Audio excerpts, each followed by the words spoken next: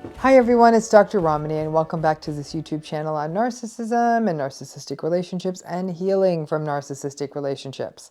So listen, these relationships are taking such a toll on people. So do you think you could find a way to turn a narcissistic person into a motivator for you?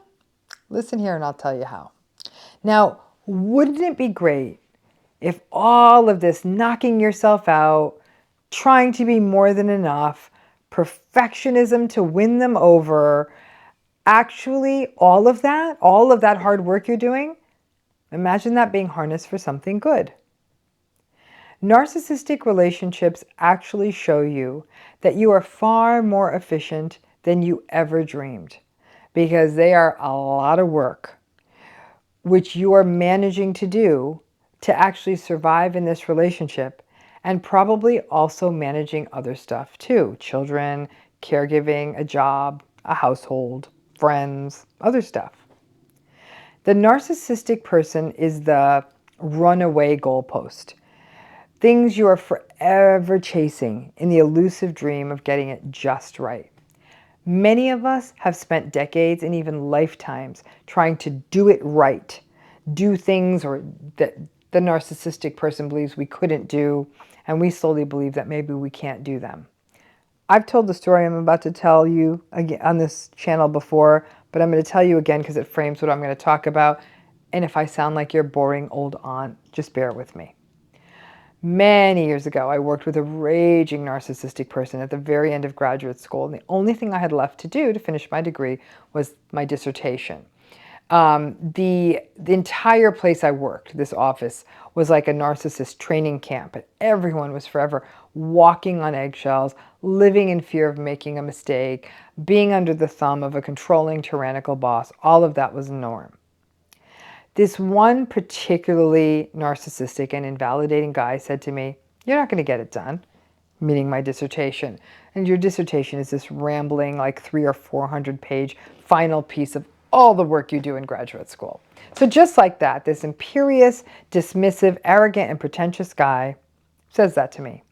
Now, I was pretty tired in this job from trying to please the other people in managing and the other investigators and professors, but this dude laid down the gauntlet. I took it, and it was 4 months of nights, weekends, no life, a lost Christmas, and New Year's Eve spent hunched over the computer. But it got done, and it was finished 14 days ahead of schedule. I defended it, and it was done. I then actually 3 days later collapsed into the worst flu I'd ever had as an adult, but it got done.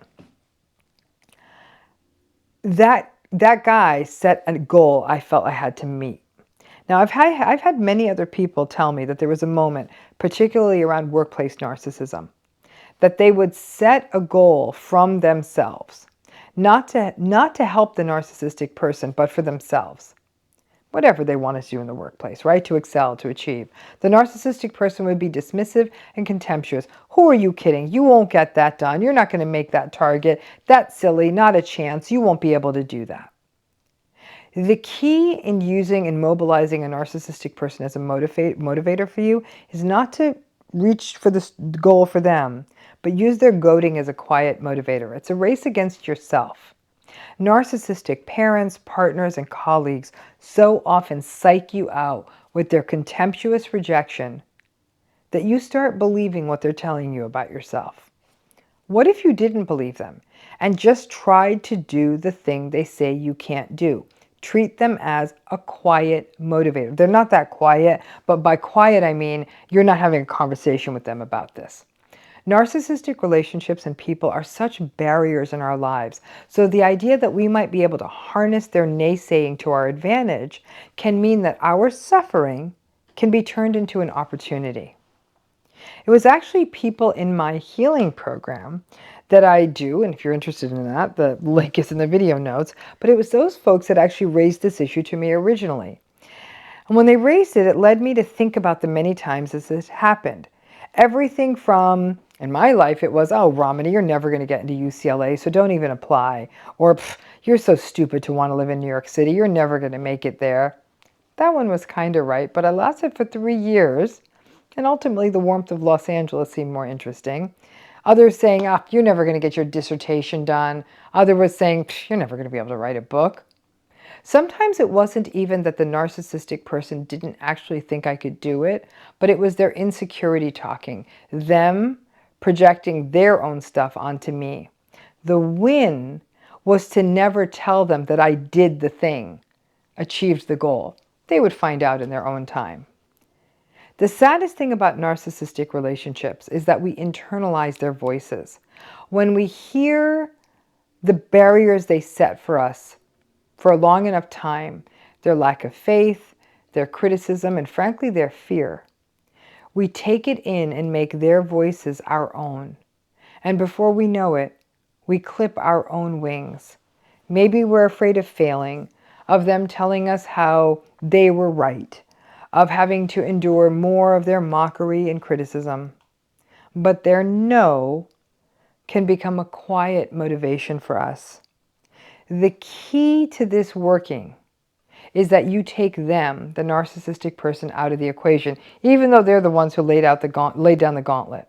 Take it as a challenge. And the kicker is that you don't tell them that you're doing it. You don't tell them at the back end. It's sort of gray rock meets go for it. The biggest mistake you can make in this process is to share with them what you are doing while the process is underway. You have to wait until it's done. And if it doesn't work out, you're not able to do the thing you wanted to set out to do, you never told them in the first place, so it doesn't matter. You can learn a really important muscle by doing this. You get some practice in not oversharing with the narcissist. You avoid fawning or trying to win them over. And you also don't wait for the support from them. That's never going to come. So either way, you win. Letting their obstacling not stop you, but motivate you and get you going, that can be a very powerful experience. You can actually use their meanness for good. Give it a try. They're always going to find a way to insult you, but if you succeed at the thing they tell you you can't do, whatever it is, their insult may barely land. You would be surprised if you use them as a quiet motivator. Now, you couldn't do that. Sneer, sneer, sneer. Give it a shot. And when you do it, like I said, don't share it, but really bask in the glow that they were wrong all along. It takes a minute to get here, and I know there's a lot of healing that has to come up to that moment.